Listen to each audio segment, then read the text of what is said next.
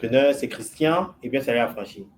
Je vous ai toujours dit, les amis, dans cet environnement, de cultiver la patience, de savoir gérer vos émotions. C'est pour ça que, avec beaucoup de l'expérience que j'ai construite à travers les années, je vous ai toujours dit d'éviter d'investir sur les meme coins, les shit coins et autres. Je ne veux pas dire de ne pas prendre les risques, c'est pas ce que je veux dire. Dépendamment de votre profil d'investisseur, dépendamment de votre âge, dépendamment de vos objectifs, vous êtes libre, OK, de prendre les risques qui sied à votre stratégie d'investissement. Mais ce que je veux dire, en tant que bon investisseur, quel que soit votre âge, quel que soit votre profil d'investisseur, il faut toujours avoir une certaine diversification. Vous pouvez avoir une diversification au niveau du même asset class. Ça veut dire au niveau de, de certains actifs similaires. OK? Au niveau des, par exemple, les actifs similaires, je peux parler des cryptos. Ça peut être au niveau des actions. Ça peut être au niveau de l'immobilier. Donc, au niveau des crypto-monnaies, il y a différents assets classes. Il y a, par exemple, des actifs qui servent de monnaie. Il y a des actifs qui servent de real world assets, il y a des actifs qui servent de layer 1 et autres. Vous pouvez diversifier à travers ces assets classes-là, OK? Mais vous pouvez aussi diversifier hors des assets classes. Vous pouvez diversifier, par exemple, vous pouvez avoir des crypto-monnaies, vous pouvez avoir de l'immobilier, vous pouvez avoir des actions. Donc, ça dépendamment de votre tolérance des risques, vous pouvez diversifier et gérer votre... Et cette gestion des risques entre dans la nomenclature d'un bon investisseur.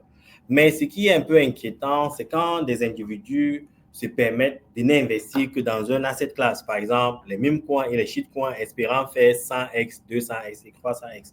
Ça pose un problème énorme parce que ce sont des assets trop risqués. Et vous avez vu, avec plus de 3 millions de meme coins, de shitcoins, il devient de plus en plus improbable de trouver l'actif qui peut vous faire cette 10x, cette 100x. C'est pour ça qu'il est préférable, comme je le dis, d'investir dans des actifs qui se sont déjà fait un nom, qui ont déjà des fondamentaux. Le Bitcoin, Ethereum, OK? Ce sont des core assets. Dans ces actifs-là, vous pouvez mettre 40 à 50% de votre portfolio, de votre capital, OK?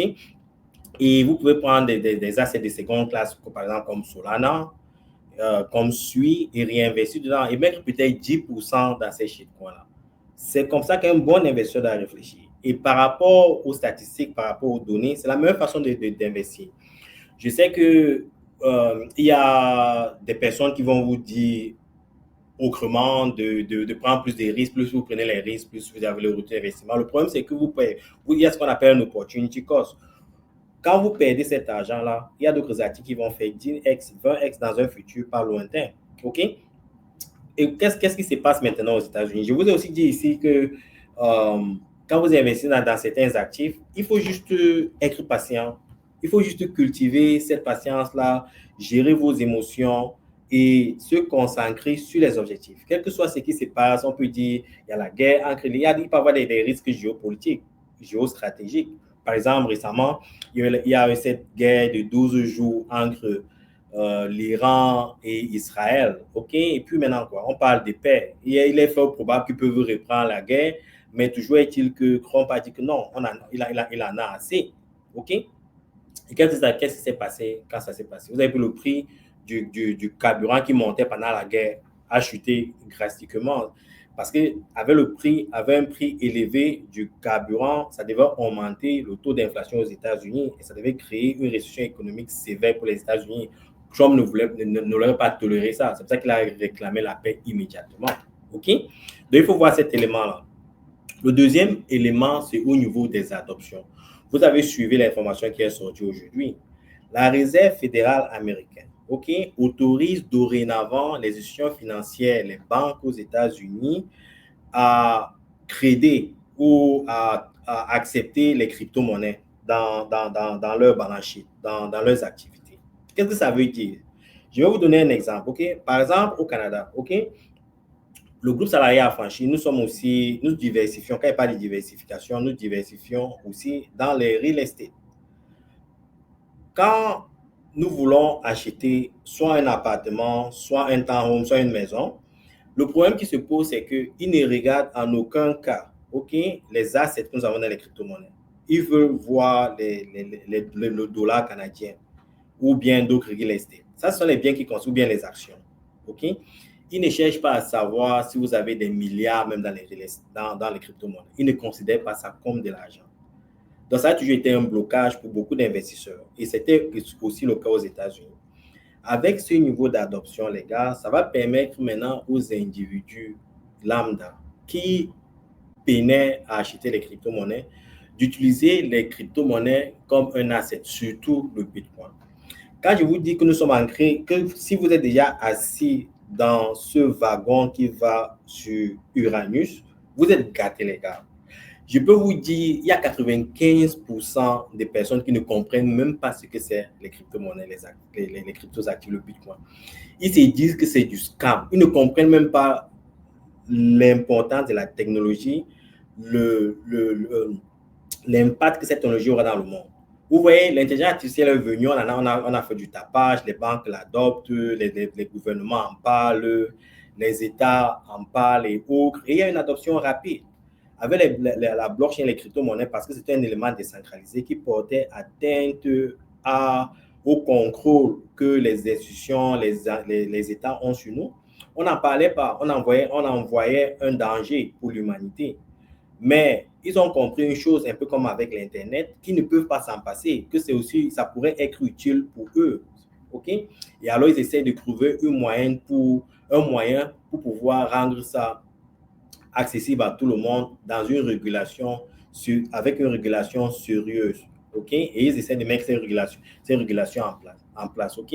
Pour pouvoir gérer ces risques de ne pouvoir pas contrôler les individus.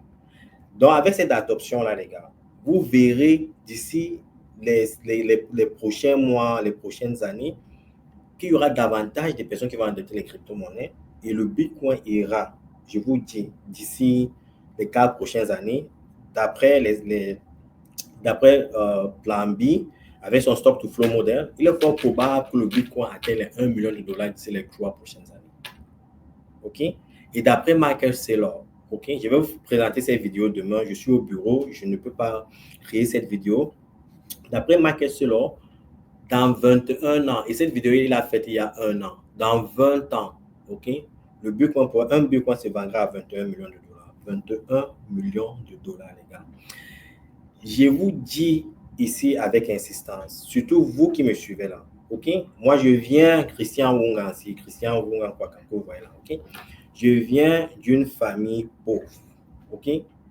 Je connais la galère. Je connais ce qu'on a, la galère pure là, OK? La galère pure, pas le style que peut-être j'ai galéré.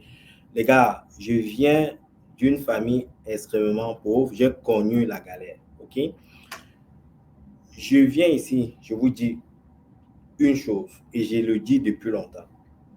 Vous avez l'opportunité, OK, de briser cette malédiction qui suit vos ancêtres depuis des siècles, OK?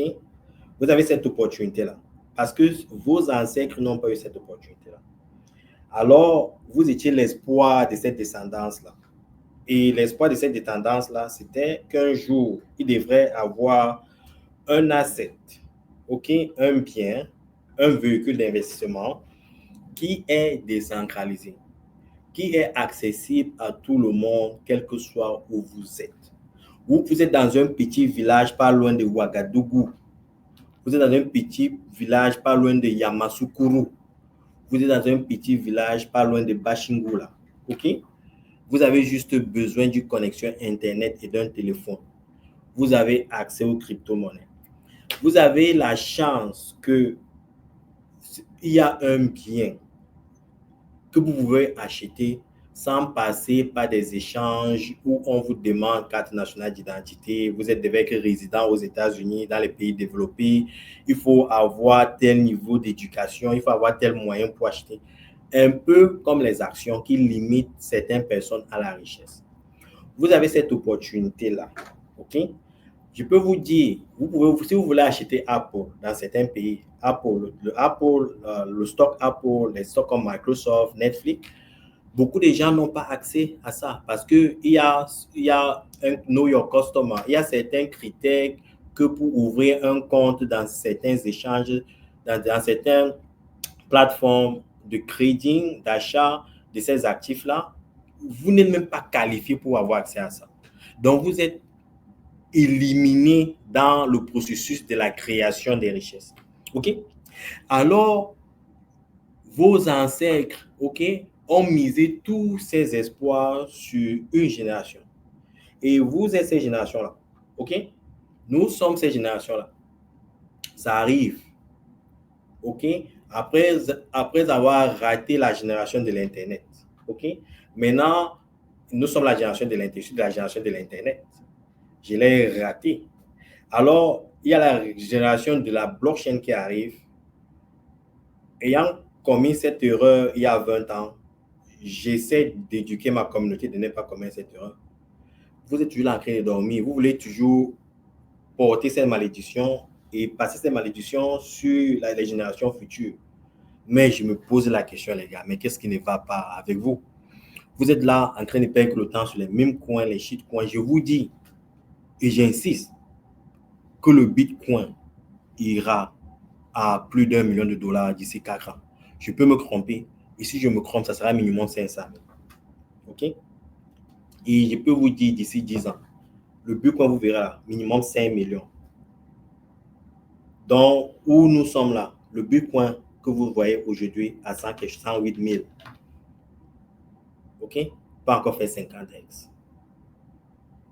dans les 10 prochaines années. Pourquoi perdre le temps, perdre vos capitaux dans les shitcoins, les mitcoins? Les gars, j'ai commis ces erreurs-là. J'ai perdu beaucoup d'argent dans ces conneries-là. J'en ai appris ma leçon. Et je me dis que c'est fini. Avec l'équipe des groupes salariés affranchis, on se concentre sur l'essentiel. Et c'est cette expérience que je partage avec vous. Concentrez-vous sur les fondements. Ne m'écrivez pas pour me dire, Christian, j'ai investi sur tel coin, je ne sais pas comment transférer, c'est monté, c'est descendu. J'ai investi sur 60 crypto-monnaies, j'ai perdu 80% des valeurs, qu'est-ce que je dois faire? Je vous le dis ici. Votre problème, ce n'est pas les capitaux. La pauvreté, c'est dans la tête, les gars. Quand vous avez fixé cette pauvreté dans la tête, tout devient possible. C'est tout ce que je peux vous dire. Avec cette annonce de la Fed, OK, qui permet aux institutions financières de pouvoir accepter les crypto-monnaies et le Bitcoin comme des assets, ça va accélérer l'adoption, les gars. Et ce n'est pas tout.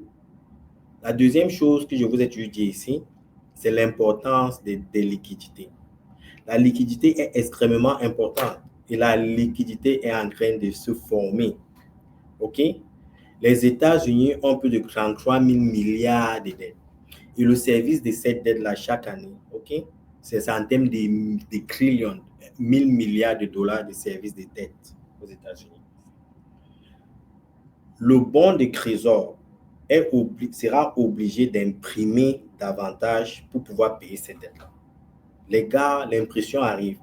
Et au niveau de la Fed, OK, il est de plus en plus prévisible que le taux de chômage va augmenter aux États-Unis, que les États-Unis se dirigent vers une récession. Ceci est causé surtout par la guerre des tarifs. Il y a beaucoup d'entreprises qui ont des difficultés aux États-Unis parce qu'ils ne peuvent plus exporter. Ça crée le chômage. Et qu'est-ce qui se passe pour stimuler l'économie? Il faudrait qu'il y ait de la liquidité. Et pour qu'il y ait de la liquidité aussi, il faudrait que la Fed réduise les taux directeurs pour pouvoir faciliter l'accès au crédit. Tous les éléments que j'ai mentionnés depuis longtemps, plus d'1 an, pour parler de la bourron stratosphérique, OK? Pour parler d'Uranus et en train de se mettre ensemble, les gars. Vous allez vous lever un matin. Vous allez voir que le Bitcoin est passé de 100 quelque chose de 1000 à 200 000, qui était recevable à 10 000 $, que Solana se va à 1000 $. Ces choses, ces éléments, ce carburateur, ce fuel, c'est en train de se mettre ensemble pour nous exploser vers Uranus, les gars. Encore, les amis, apprenez à cultiver la patience. Et surtout, ne merdez pas avec cette opportunité, les gars. Vous avez l'opportunité de briser cette chaîne, cette malédiction qui suit qui a suivi vos ancêtres. C'est vous, cette chaîne-là, ce nœud-là. Vous devez briser ce nœud. Vous devez briser la chaîne de ces malédictions-là pour que ça ne continue plus sur les générations futures. Il ne faut pas m'aider cette opportunité à cause des bruits, à cause de l'impatience, de l'indiscipline. C'est tout ce que je peux vous dire, les gars. C'est tout ce que je peux vous offrir. Et si vous n'écoutez pas, tant mieux. Ce que je peux dire, c'est que je suis pas un conseiller financier. Je n'apporte que mon opinion. Bonne soirée à vous. Ciao.